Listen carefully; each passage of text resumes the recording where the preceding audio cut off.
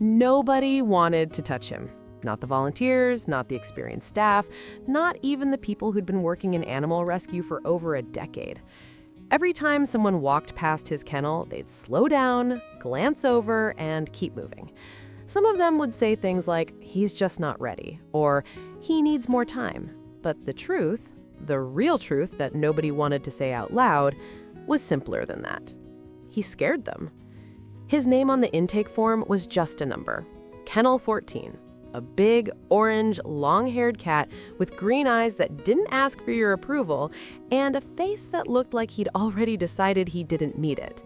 He'd been there for months by the time I heard about him, not because he was sick, not because he was aggressive in any dangerous way, but because every single person who came in looking for a cat would take one look at that face, that heavy, unimpressed, don't even try it expression, and choose literally any other animal in the building. Every single one. Families with kids who wanted something playful, older couples who wanted something calm, young people who just wanted a cat that would curl up and exist near them. They'd all walk past Kennel 14 and keep going. And then one Tuesday, his name appeared on a list that nobody wants their name on. If you've ever worked in a shelter, you know exactly which list I'm talking about. And if you haven't, I hope you never have to. I walked in that morning not knowing any of this. I was just there to drop off some supplies. But something made me stop at Kennel 14. Maybe it was the way he was sitting, completely still, not pressed against the back wall the way scared cats do, not pacing the way anxious ones do, just sitting there.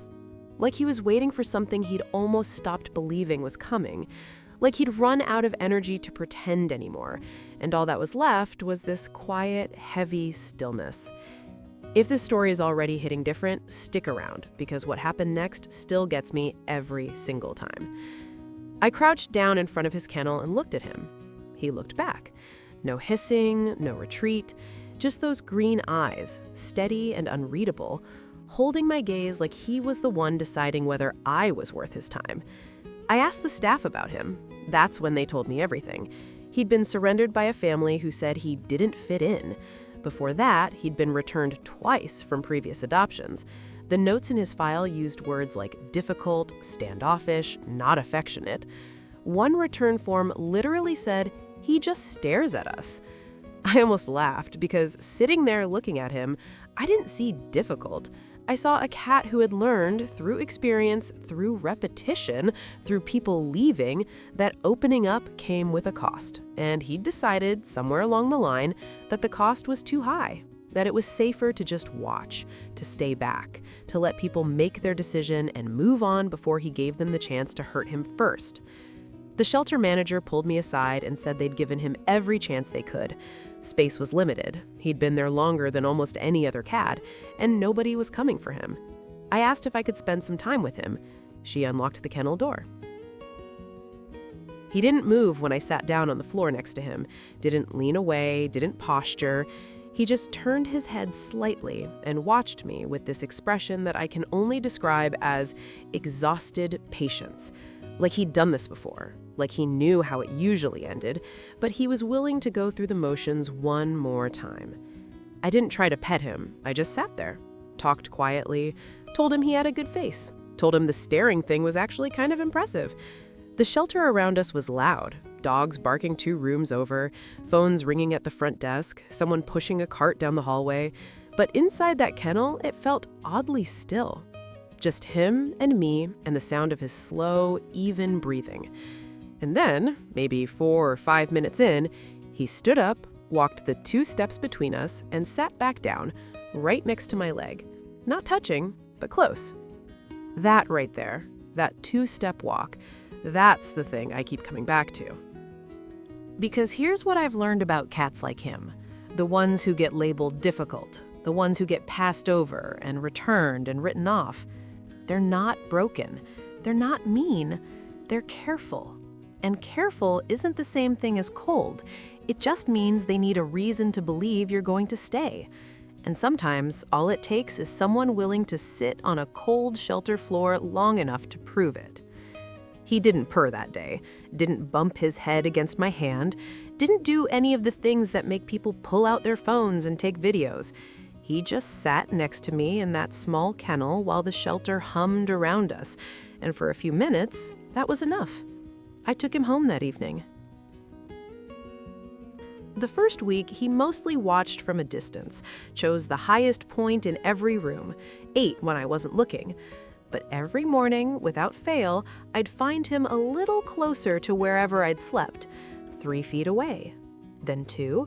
Then one morning I woke up and he was just there, sitting at the foot of the bed, staring at me with that same unreadable expression, like he was daring me to make something of it.